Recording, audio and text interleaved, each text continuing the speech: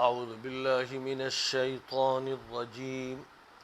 بسم الله الرحمن الرحيم.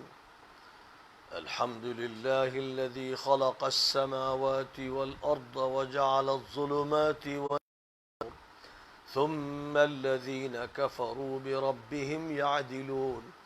هو الذي خلقكم من طين ثم قضى أجلا وأجل مسمى عنده ثم أنتم تمترون. وهو الله في السماوات وفي الأرض يعلم سركم وجهركم ويعلم ما تكسبون. وما تأتيهم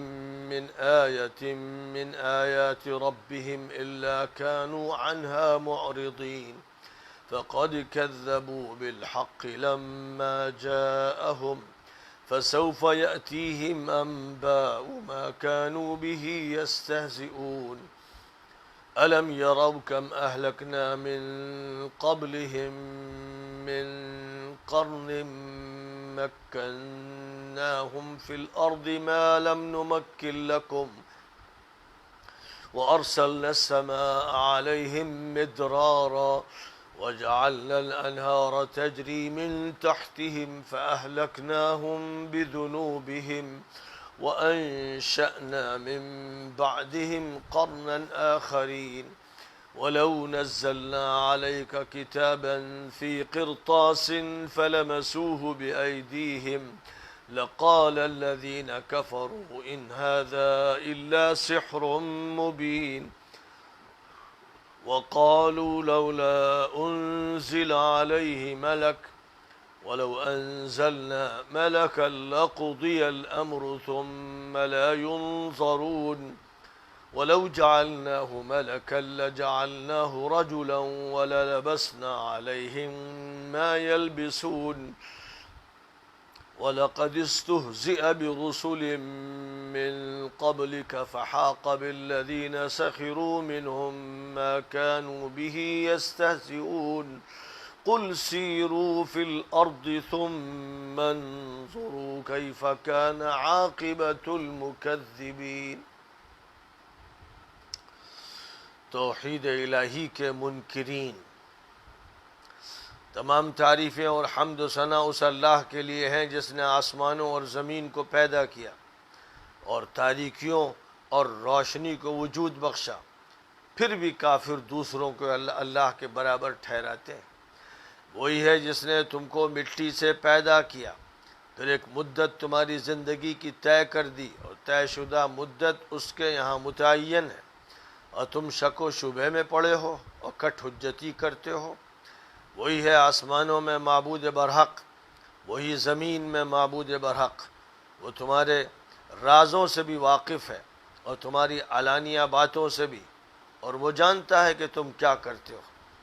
ان لوگوں کے پاس ان کے پروردگار کی آیتوں اور نشانیوں میں سے کوئی آیت اور نشانی آتی ہے تو یہ کتراتے ہیں اور اعراض کرتے ہیں. انہوں نے حق کو اپنے پاس آنے کے بعد جھٹلایا.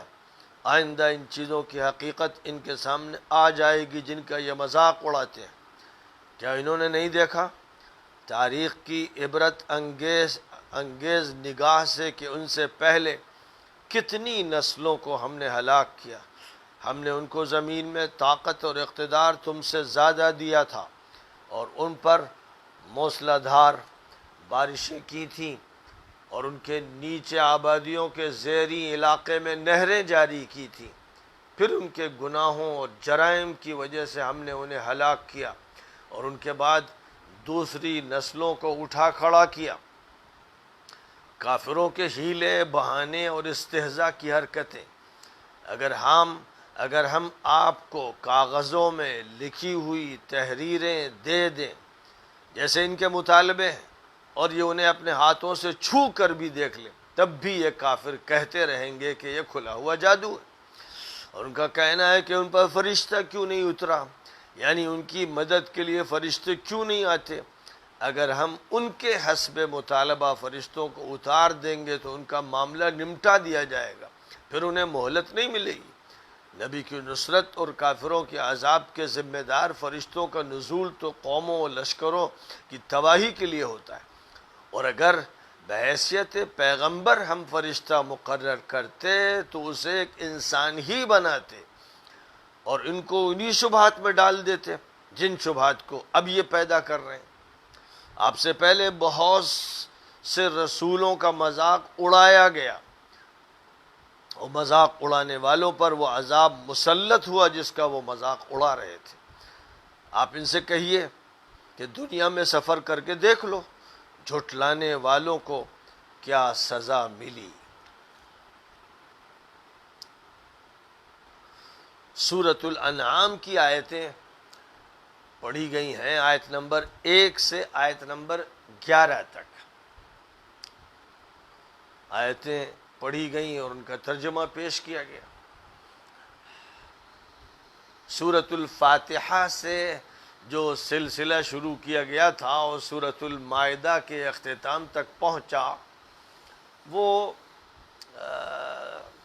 مدنی صورتوں کا تھا۔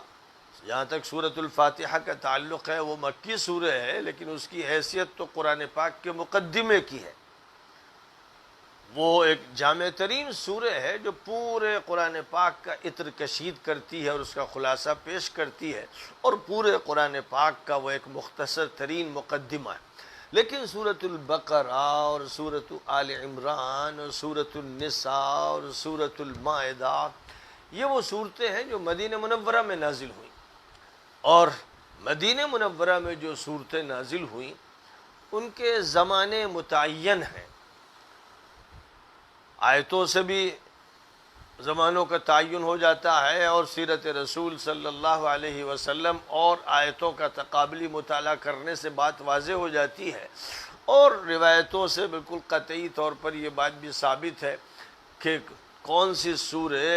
اور اس کی آیتیں کب نازل ہوں۔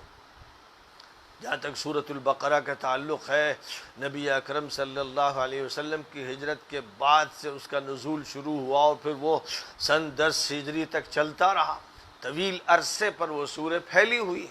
اس کے الگ الگ حصے ہجرت کے مابعد کے دور میں نازل ہوتے رہے۔ اور جہاں تک سورۃ آل عمران کا تعلق ہے تو اس کا ایک حصہ ہے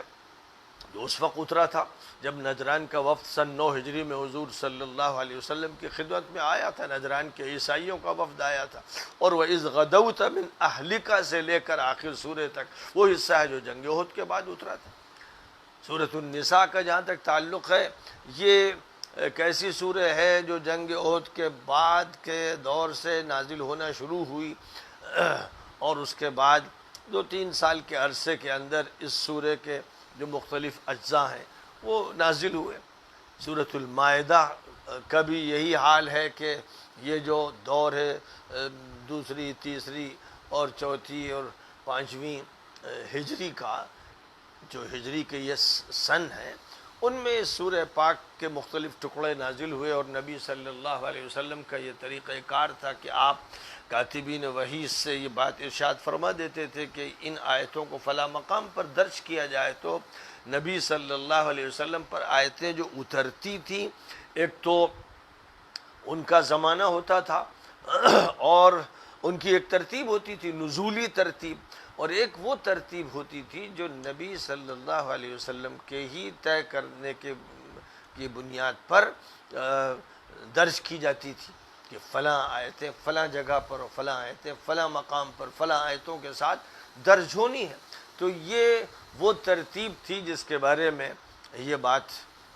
یقینی طور پر کہی جاتی ہے کہ یہ دائمی اور ازلی اور ابدی ترتیب قرآنی ہے جو لوح محفوظ میں تھی، اور لوح محفوظ سے آسمان دنیا پر قرآن پاک اتارا گیا۔ نبی اکرم صلی اللہ علیہ وسلم پر پہلی وحی کے نزول سے پہلے آسمان دنیا پر قرآن پاک پورا کا پورا اتار دیا گیا، اور اس کے بعد اس کے مختلف حصے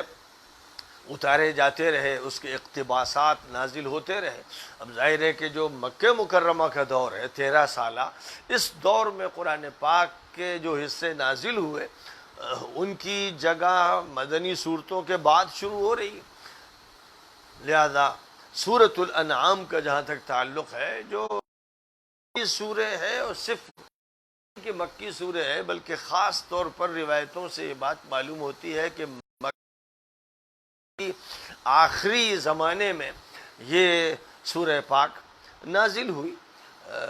بظاہر ایسا لگتا ہے کہ 12 نبوی میں یا 13 نبوی میں، بہرحال ہجرت سے پہلے یہ سورہ پاک نازل ہوئی ہے، اور اس دور میں نازل ہوئی ہے جب مکہ مکرمہ میں اسلام کی اور نبی اسلام کی مخالفت کا طوفان کھڑا ہوا تھا۔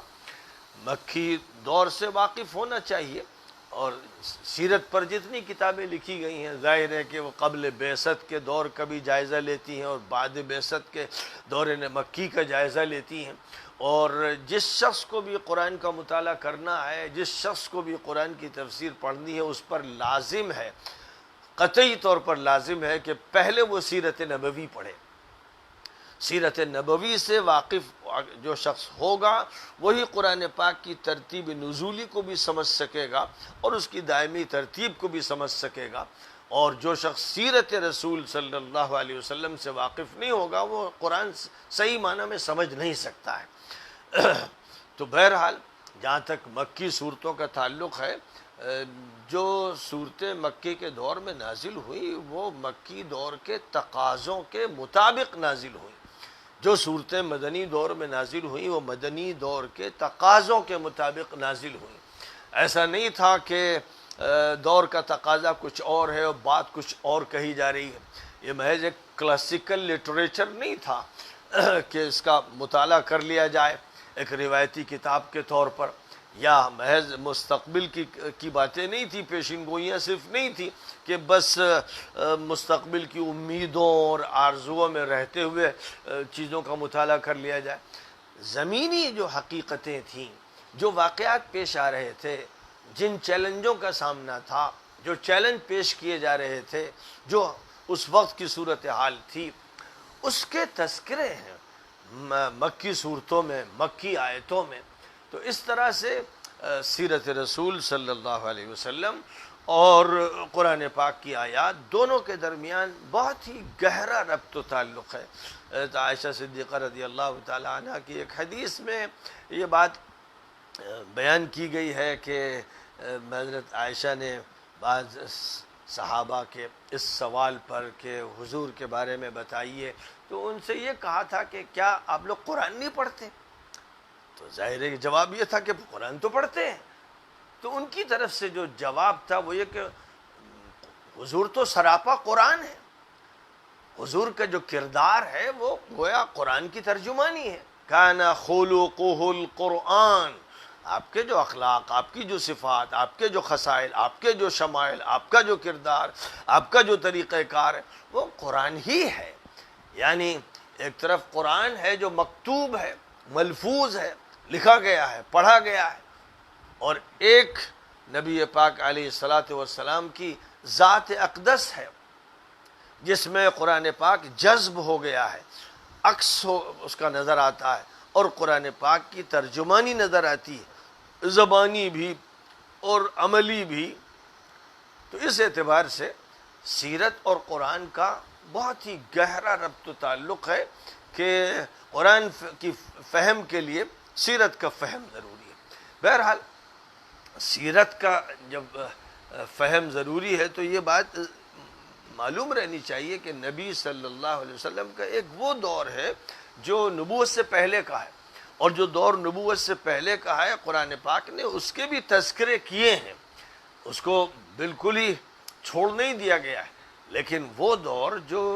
نبوت کے بعد کا دور ہے، اس دور پر تو قرآن پاک پوری توجہ مرکوز کرتا ہے کہ اب آپ کو مشن دے دیا گیا، اب آپ کو ایک پیغام دے دیا گیا، اب آپ کو کام سونپ دیا گیا۔ آپ کو جب سے کام سونپا گیا، 40 سال کی عمر آپ کی ہو گئی تھی، اس وقت سے جو آپ کو عظیم الشان کام سونپا گیا، جو نقطۂ آغاز کے اعتبار سے تو مکے سے تعلق رکھتا تھا، لیکن وہ کام پوری انسانیت کے لیے تھا، ہر دور کے لیے تھا، ہر علاقے کے لیے تھا، عالمین کے لیے ایک پیغام دیا جا رہا تھا، اور نبی صلی اللہ علیہ وسلم رحمت للعالمین کی حیثیت سے مبعوث فرمائے گئے تھے۔ آپ کو پوری انسانیت کے لیے پیغمبر بنایا گیا تھا، جنوں کو بھی آپ کے تابع کیا گیا تھا۔ تو اس اعتبار سے عالمیت اور آفاقیت اور دائمیت کہ تمام پہلو آپ کی نبوت میں جمع تھے۔ اس لیے جب ہم مطالعہ کریں تو بات کو سیاق و سباق میں سمجھنے کے لیے اور اپنے دور سے مربوط کرنے کے لیے ہمیں مکہ مکرمہ کے حالات کا جائزہ لینا ہے۔ کون لوگ وہاں بس رہے تھے، ان کے ذہن کیا تھے، ان کی تاریخ کیا تھی، ان کا پس منظر کیا تھا، ان کے عقائد کیا تھے، ان کے عمل کیا تھے، اس سے بھی واقفیت ضروری ہے، کیونکہ آیتوں کا انطباق پھر صحیح معنی میں ہوگا۔ اور نبی صلی اللہ علیہ وسلم نے جب اپنی دعوت شروع فرمائی تو کون کون سے مرحلے سامنے آئے؟ ظاہر ہے کہ نبوت کے بعد کا ایک وہ مرحلہ ہے 3 سالہ، جس مرحلے میں آپ نے خفیہ طور پر دعوت دی، اپنے افراد تیار کیے، اور اس طرح کے حضرت ارقم کے مکان کو مرکز کی حیثیت سے طے فرمایا گیا، اور یہ خفیہ مرکز تھا، لوگوں کو اس کی اطلاع نہیں مل پاتی تھی، اور اس کی کوشش ہوتی تھی کہ جو سریت ہے، کتمان ہے، رازداری ہے، وہ پوری طرح قائم رہے۔ تو ایک 3 سالہ یہ دور ہے۔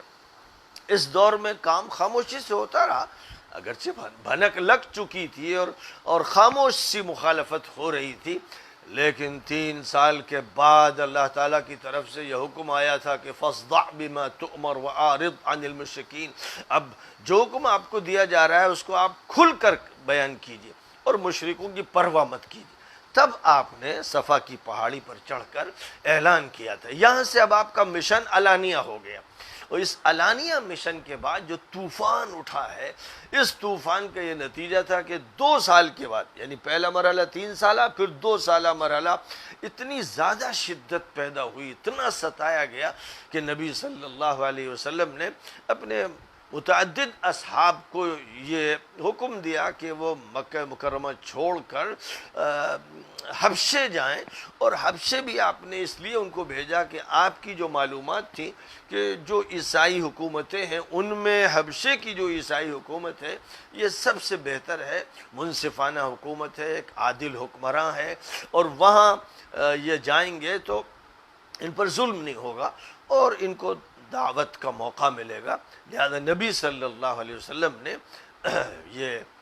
حکم فرمایا، اور اس کے بعد تھوڑی تعداد میں، پھر بڑی تعداد میں صحابہ کی ایک جماعت حبشے گئی، پھر دوسری جماعت گئی، اور اس طرح سے بالکل ابتدائی دور میں مسلمانوں کی یہ دعوت بین الاقوامی بن گئی۔ یعنی یوں سمجھیے کہ اس کو ایک مرکز حبشے میں، ایتھوپیا میں دے دیا گیا، افریقہ میں، اور افریقہ کے ایتھوپیا میں، اور ایتھوپیا میں اس کا مرکز بننے کا مطلب یہ ہوا کہ جو دنیا کرسچینٹی اور عیسائیت کی تھی اس سے پہلے ہی مرحلے میں تعارف ہو گیا۔ یہودیوں سے تو تعارف اس وقت ہوا اور ان کے ساتھ معاملات اس وقت ہوئے جب نبی صلی اللہ علیہ وسلم نے 13 سال کے بعد مدینہ منورہ ہجرت کی، تو اب یہودیوں سے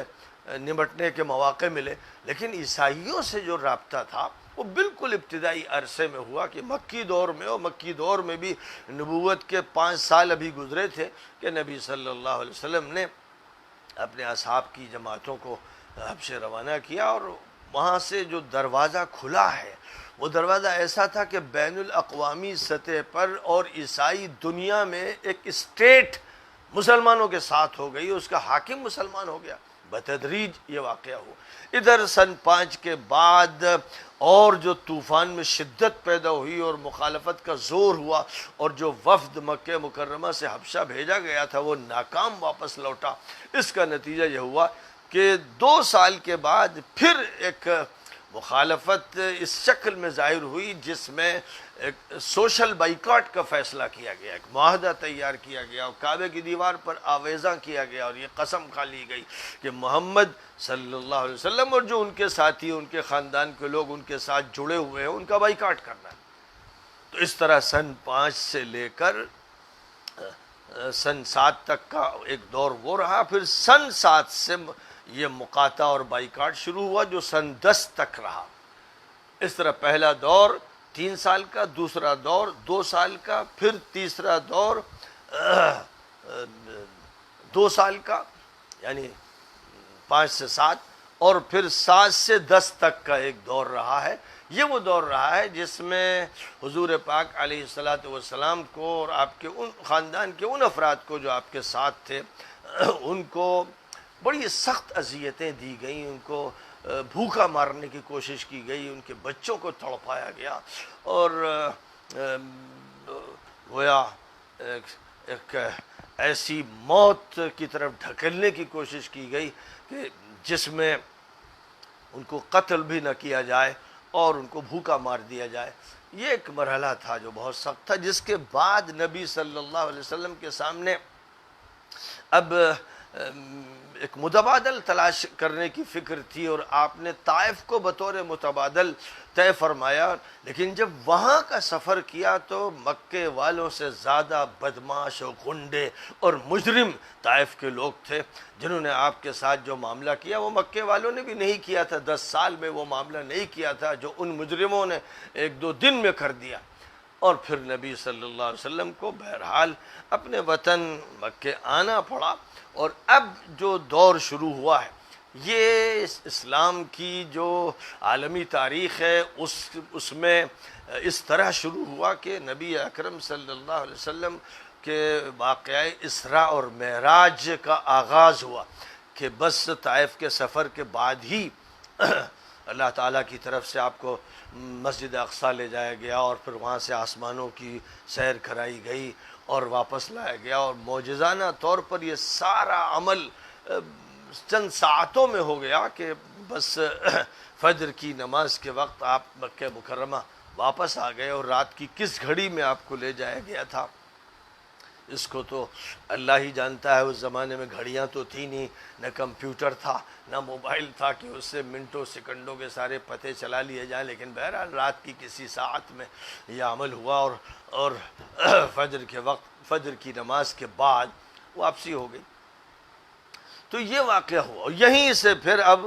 عالمی مشن کا آغاز ہوا کہ اب تک بات کہی جا رہی تھی اور لوگ ایسے نہیں مل پا رہے تھے جو پشتی بان بن جائیں، انصار بن جائیں، مشنریز بن جائیں، اور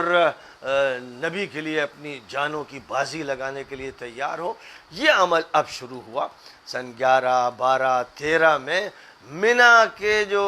قافلے آتے تھے، منا میں جو آتے تھے حاجی یاتری، ان سے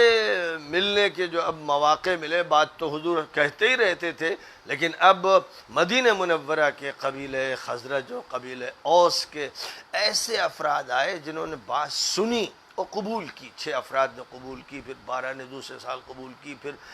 75-76 افراد نے قبول کی، اور ان کی وجہ سے مدینہ منورہ میں تیزی کے ساتھ اسلام پھیلتا چلا گیا، لوگ قبول کرتے چلے گئے۔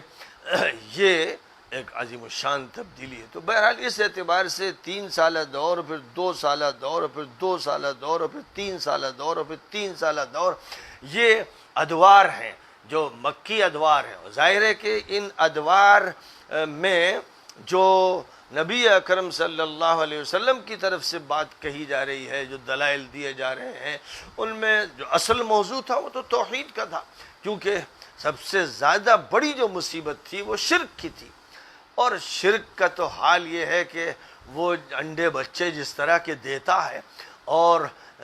شرک کے نتیجے میں جو نئے نئے خدا تجویز کیے جاتے ہیں اور دیوتا بنتے ہیں اور دیویاں بنتی ہیں اور مورتیاں تیار ہوتی ہیں اور اصنام پرستی شروع ہوتی ہے،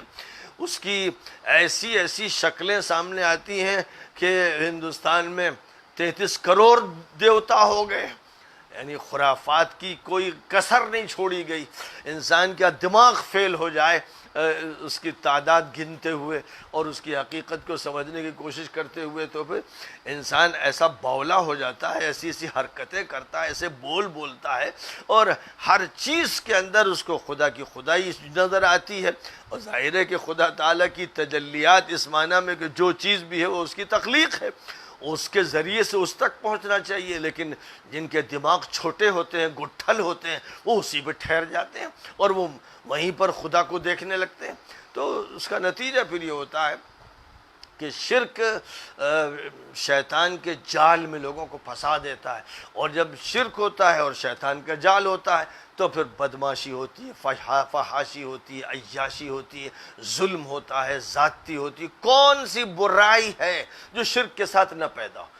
شرک اور گندگی، شرک اور ناپاکی اور شرک اور خباثت، یہاں سے بات بڑھتی چلی جاتی ہے، اور ایسے کیڑے مکوڑے، ایسے گندے ناپاک جانور وجود میں آتے ہیں جو شرک کے نتیجے میں پیدا ہوتے ہیں، جن کے بارے میں آدمی پہلے سوچ بھی نہیں سکتا ہے، اور کسی نہ کسی شکل میں یہ شرک گھستا ہے قوموں میں، ملتوں میں۔ کہیں ثنویت ہے مجوسیوں کے ہاں، پرسیوں کے ہاں، یزداں اور اہرمن کے خالق نور ہے اور ایک خالق ظلمت ہے۔ یہاں ان آیات میں اللہ تعالیٰ نے ظلمات اور نور کا تذکرہ کرتے ہوئے یہ فرمایا کہ خالق تو اللہ ہے اور ہر چیز کا خالق ہے۔ ثنویت کی تردید کی گئی، اور اب تثلیث کی تردید سنتے چلے آ رہے ہیں، سورۃ المائدہ میں بھی اور سورۃ النساء میں بھی اور آل عمران میں بھی اور بقرہ میں بھی تثلیث کی بار بار تردید کی گئی۔ وہ ایک شرک کا دائرہ ہے جس میں اللہ کے ساتھ روح القدس کو شامل کر لیا گیا، عیسیٰ کو شامل کر لیا گیا، مریم کو شامل کر لیا گیا۔ تو کبھی تین اس طرح ہوئے کہ مریم کو چھوڑ دیا گیا، اور کبھی تین اس طرح ہوئے کہ مریم کو لے لیا گیا، روح القدس کو چھوڑ دیا گیا۔ بہرحال ایک تماشا اور گورکھ دھندا۔ اور جہاں تک یہودی ہیں، انہوں نے تو بڑے بڑے شرک کیے اور نبیوں کا مقابلہ کیا اور ان کو قتل کیا، اپنے شرک کی خاطر وہ نبیوں کے کافر بنے۔ یہ ان کی تاریخ ہے۔ اور پھر آگے چل کر اس امت کے اندر جب شرک پیدا ہوا تو یہ قبروں کو پوجنے لگی اور آستانوں پر سر پٹکنے لگی اور ڈیڑھیوں میں جانے لگی، اور اس نے دوسری خرافات پیدا کرنا شروع کی۔ نتیجہ یہ ہوا کہ جو دوسری قوموں کا حشر ہوا وہی اس قوم کا بھی حشر ہوتا چلا گیا۔ اس مجمل تعارف کو ذہن میں رکھتے ہوئے جب آپ دیکھیں گے کہ یہاں جب اللہ کا تعارف کرایا جائے، بات جو شروع ہو رہی ہے اس مشرکانہ ماحول میں، وہ یہاں سے اللہ کی ساری تعریف ہے جو خالق ہے آسمانوں کا اور خالق ہے زمین کا۔ جب زمین کا تذکرہ ہوتا ہے تو قرآن پاک میں الارض الارض ہی ہوتا ہے، الارضون اور الارضین کا ذکر نہیں آتا ہے۔ ایک جگہ قرآن پاک میں یہ ہے کہ اللہ نے 7 آسمان بنائے، 7 اسی کی طرح زمینیں بھی، لیکن وہ اللہ جانتا ہے بس۔ جہاں تک اس کے بندے حضرت آدم سے لے کر حضرت محمد صلی اللہ علیہ وسلم تک، اور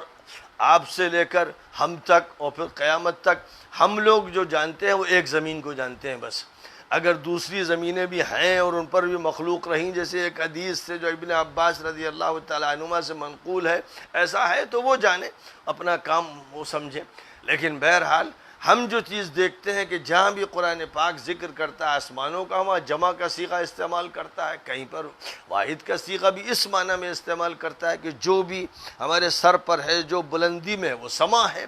اور اس کے بعد 7 آسمان کا ایک خاص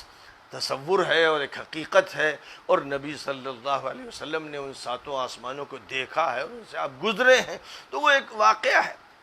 ایک مشاہدہ ہے، ایک حصی حقیقت ہے، عقیدہ بھی ہے، نظریہ بھی ہے اور حصی حقیقت بھی ہے۔ اور زمین الارض، آسمانوں کو پیدا کیا اور زمین کو پیدا کیا۔ اسی طرح قرآن پاک کی ایک تعبیر ہے جو بہت اہم ہے کہ وہ جب تذکرہ کرتا ہے تاریکی کا تو جمع لاتا، تاریکیاں الظلمات۔ جب تذکرہ کرتا ہے روشنی کا تو ایک روشنی کا، النور۔ تاریکیاں بہت ہیں کیونکہ شیطان بہت ہے، بدماش بہت ہے، مجرم بہت ہے، فاسق بہت ہے، بگڑے ہوئے بہت ہے، لیکن النور، روشنی صرف ایک مرکز سے آتی ہے، اور وہ مرکز ہے اللہ کا۔ اللہ نور السماوات والارض، اللہ آسمانوں کا نور، زمین کا نور۔ تو چونکہ نور کا مرکز ایک ہے، نور میں وحدانیت ہے، نور میں توحید ہے، نور میں تعدد نہیں ہے، نور میں ثنویت نہیں ہے، نور میں تثلیث نہیں ہے، نور میں شرک نہیں. اس لیے ظلمات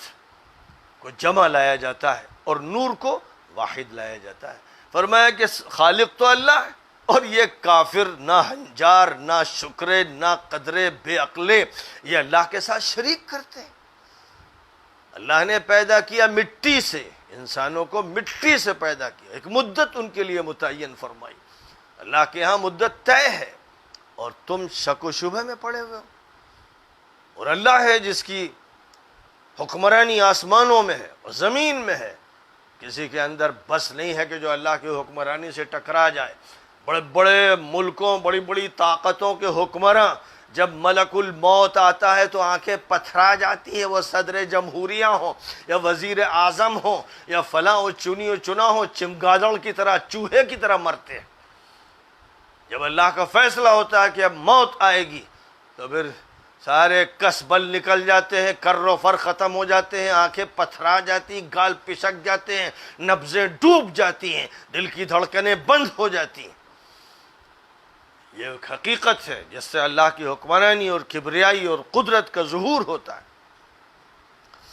تو اللہ ہے، آسمان اسی کے، زمین اسی کی. پھر وہ عالم الغیب والشہادہ ہے. جو بات تم کھول کے کہہ رہے ہو اسی تو تم بھی جان رہے ہو، دوسرے بھی جان رہے ہیں. جن کو چھپا رہے ہو انہیں اللہ جان رہا ہے. تمہارے دل میں کیا ہے، دماغ میں کیا ہے، باطن میں کیا ہے، کوئی چیز چھپے گی نہیں. یہ سب ہوتے ہوئے اللہ کی نشانیاں دیکھتے ہیں. اس کائنات میں اللہ کی قدرت کی نشانیاں بکھری ہوئی ہیں، لیکن پھر بھی چونکہ ان کافروں کی عقلوں پر تالے پڑ جاتے ہیں، ان کا ضمیر مر جاتا ہے، ان کی حس ایمانی ختم ہو جاتی ہے، تو یہ ایسے مجرم ہے کہ جو حق کو جھٹلاتے رہتے ہیں اور حق لانے والے انبیاء کا مذاق اڑاتے رہتے ہیں.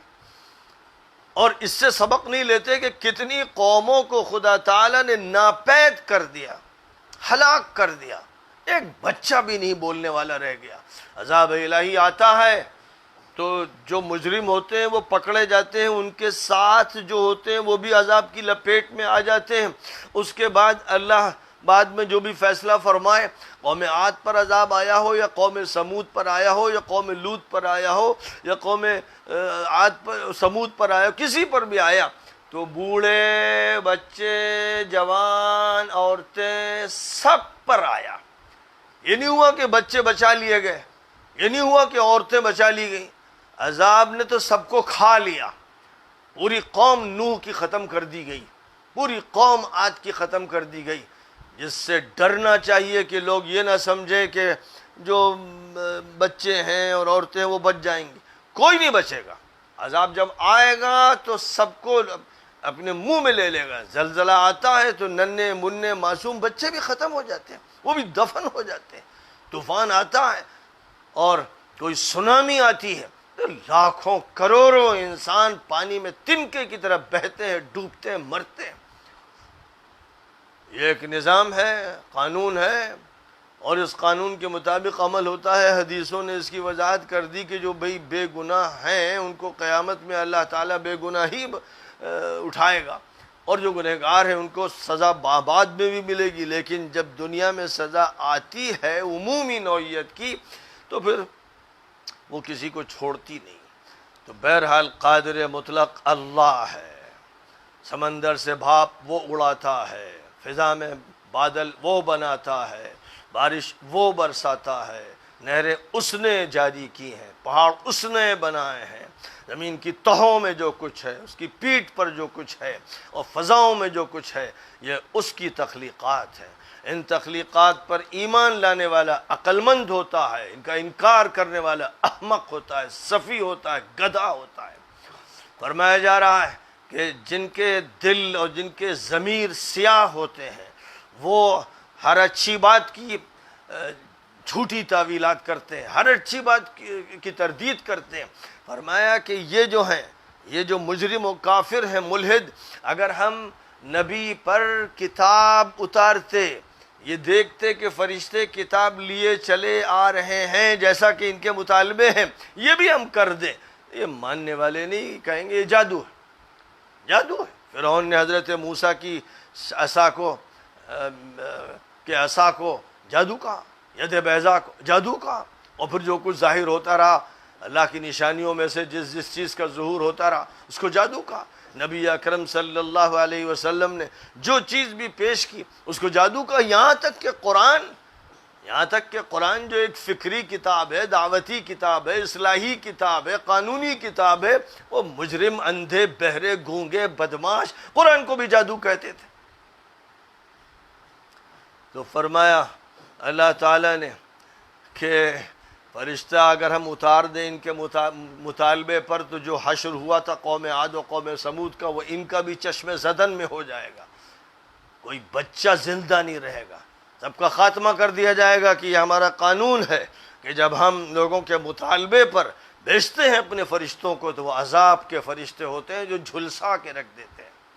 اور یہ مطالبہ کہ یہ انسان نبی کیسے بن گیا، ہمارے درمیان سے کوئی انتخاب کیسے ہو گیا، تو ان کو معلوم ہو جانا چاہیے کہ اگر ہم فرشتے کو پیغمبر بنائیں تب بھی اس کو لازماً انسان بنانا پڑے گا، کیونکہ نبی وہ ہوتا ہے جو قائد ہوتا ہے، رہبر ہوتا ہے، رہنما ہوتا ہے، اسوہ ہوتا ہے، پیشوا ہوتا ہے، نمونہ ہوتا ہے، اس کے راستے پر چلنے کا حکم ہے، اس کی بات اختیار کرنے کا حکم ہے۔ فرشتہ ملکوتی ایسا وجود ہے جس کو نہ کھانا، نہ پینا، نہ بول، نہ براز، نہ کپڑا، نہ لتا، وہ ایک نورانی مخلوق ہے۔ ظاہر ہے کہ اس کا اتباع کیسے ہوگا، کون اس کے اس چلے گا، کون اس کے نقش قدم کو اختیار کرے گا۔ اگر فرشتے کو نبی بنایا جاتا تو بھی انسان بنایا جاتا،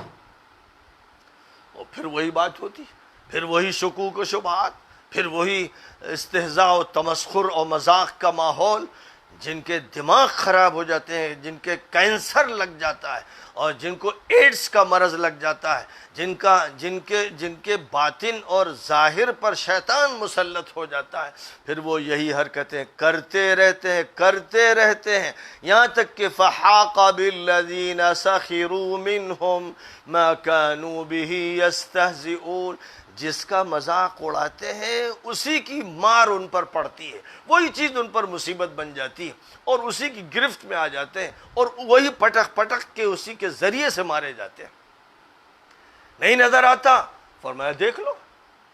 لو، جاؤ احقاف کے علاقے میں اور دیکھ لو کہ جہاں باغات تھے، جہاں چمنستان تھے، وہاں کیسا ریگستان ہوا، اور دیکھ لو جا کر قوم صالح کا علاقہ دیکھ لو جا کر کہ وہاں جو بڑے بڑے پہاڑوں میں تراش کر مکانات اور محل بنائے گئے، کوئی ہے وہاں پر متنفس، کیا انجام ہوا۔ دیکھ لو جا کر قوم لوط کی بستی سدوم کو، جس کو تم ڈیڈ سی کہتے ہو، کس طرح اس کی تہوں میں پوری آبادی کو دھسا دیا گیا اور ایک عذاب والا پانی اوپر آ گیا، دیکھ لو جا کر۔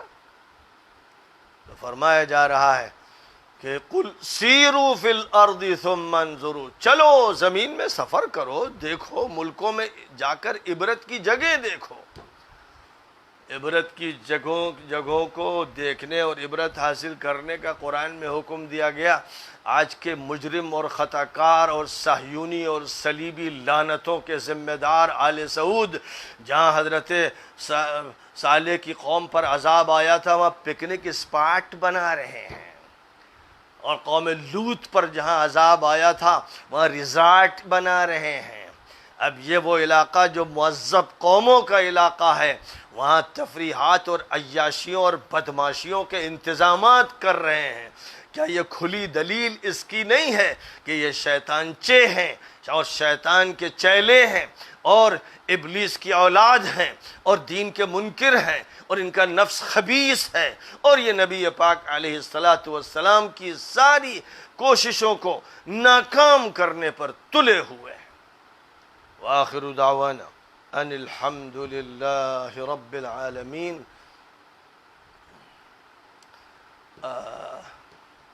اس موقع پر ایک بات کی میں وضاحت کر دوں کہ ابھی جمعے کو امام حرم اور حرمین کے امور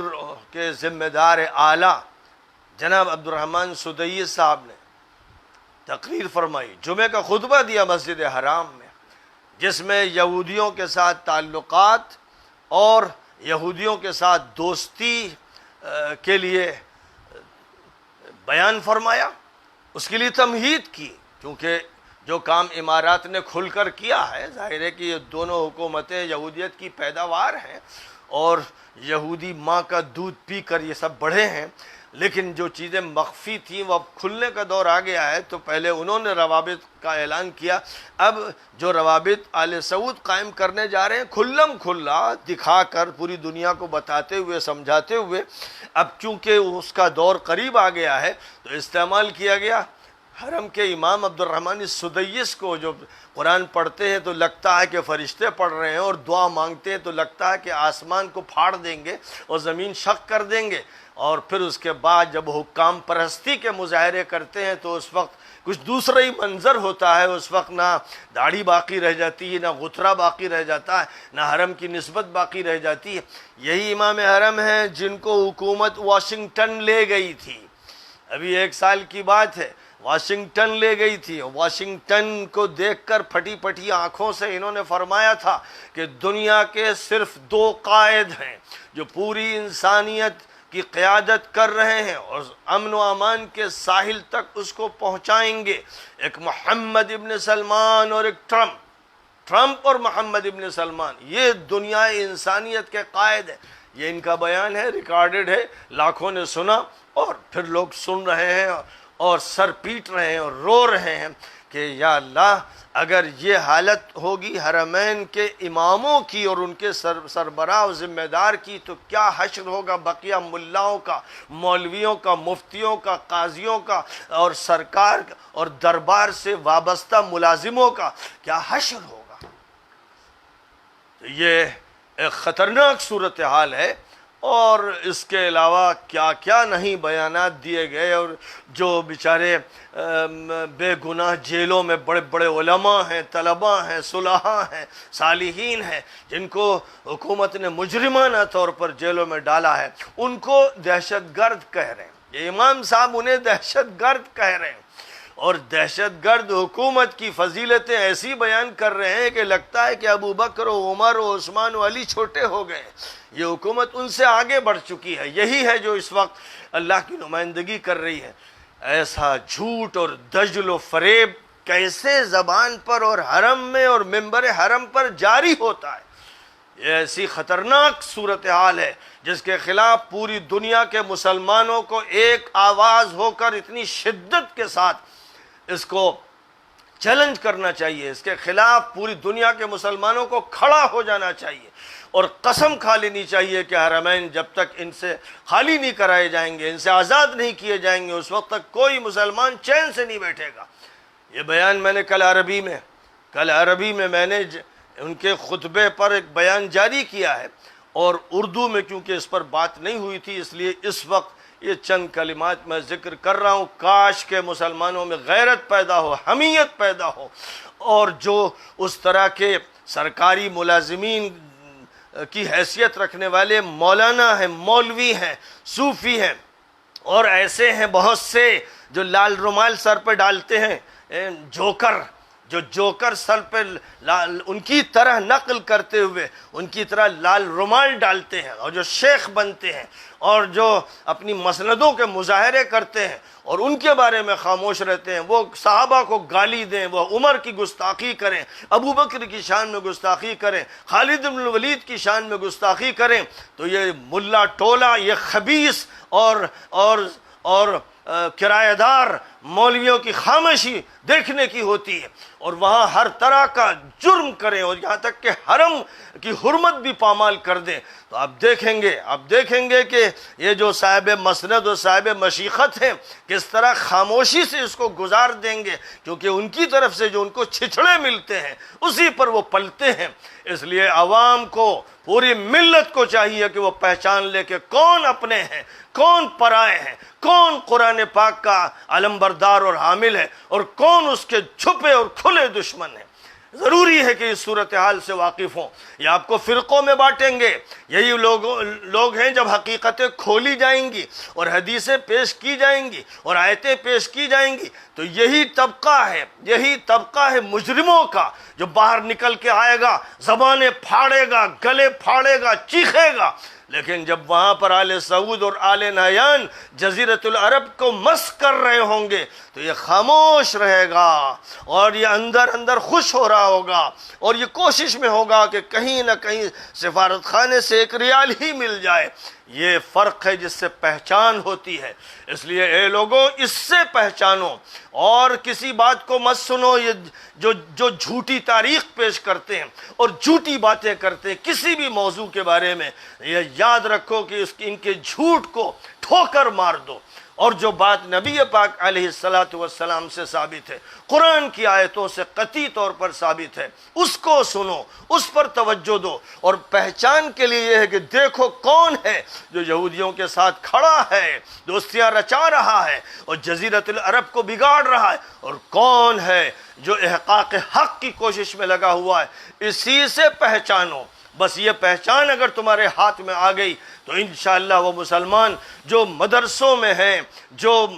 اسکولوں میں ہیں، جو کالجوں میں ہیں، زندگی کی کسی بھی شعبے میں ہیں، ان کو بات سمجھنے میں دیر نہیں لگے گی، ورنہ یہ اتنے عیار و چالاک قسم کے بگڑے ہوئے بدماش مولوی نما شکل کے لوگ ہیں جو تمہیں الجھائیں گے، پھنسائیں گے، کبھی فتوی بازی میں لگیں گے یا فرقوں میں بانٹیں گے۔ یہ امت کو ایک نہیں ہونے دینا چاہتے، یہ انہی کے ساتھ رہنا چاہتے ہیں جو عیار شیطانوں کی اولاد ہیں اور جو اس امت کو تباہ کرنے پر تلے ہوئے ہیں۔